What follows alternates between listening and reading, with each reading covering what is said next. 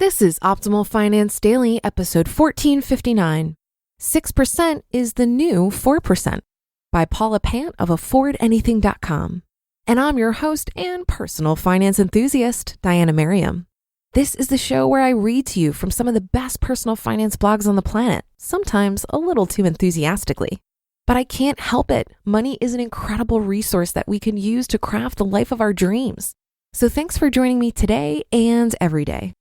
And before we get to it, have you subscribed to our other podcasts? We cover personal development and minimalism, health, relationships, entrepreneurship, and life advice on the other shows.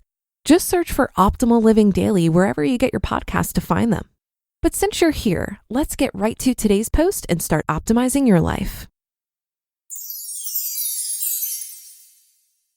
6% is the new 4% by Paula Pant of AffordAnything.com.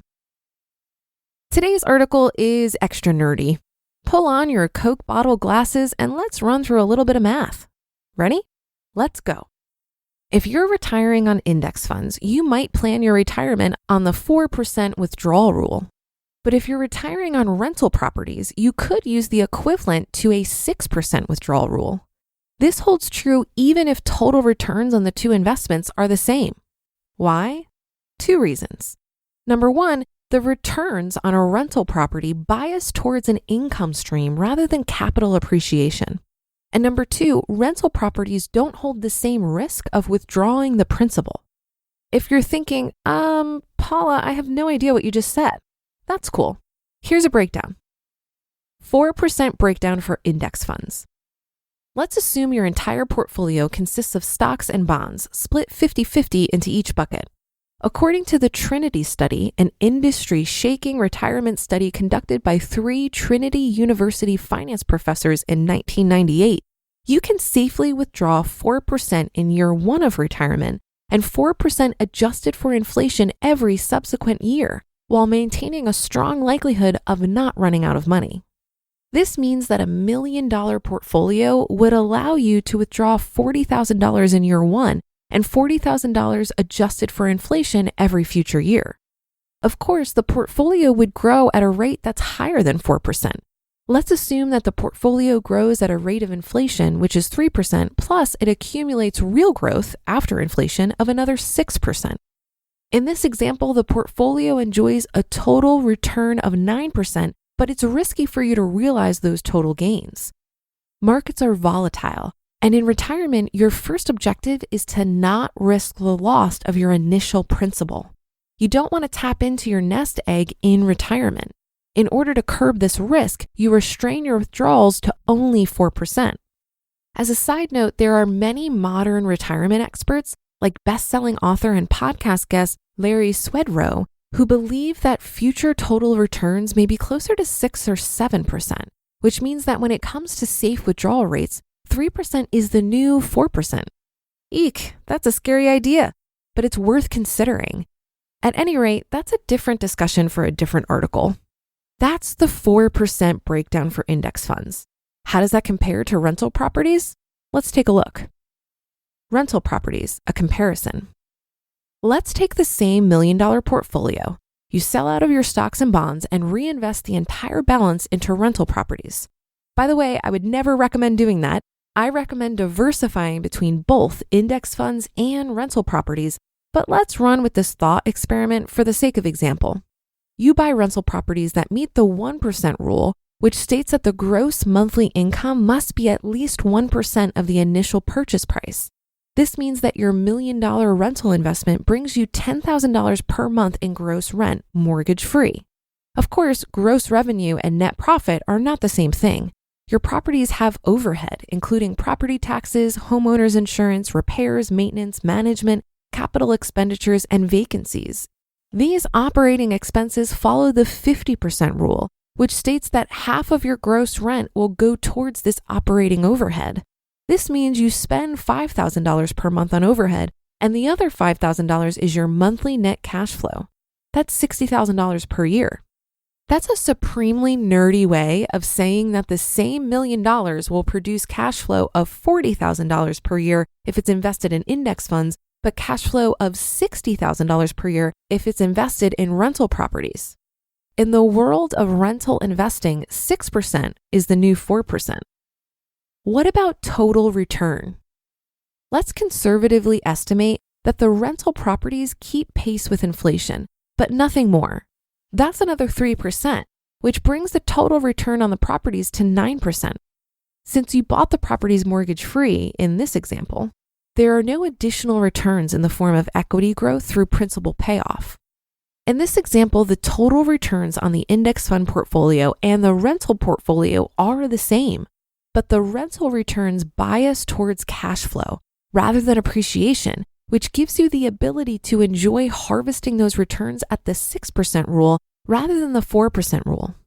In addition, you don't risk tapping the principal when you live on the cash flow from a rental property.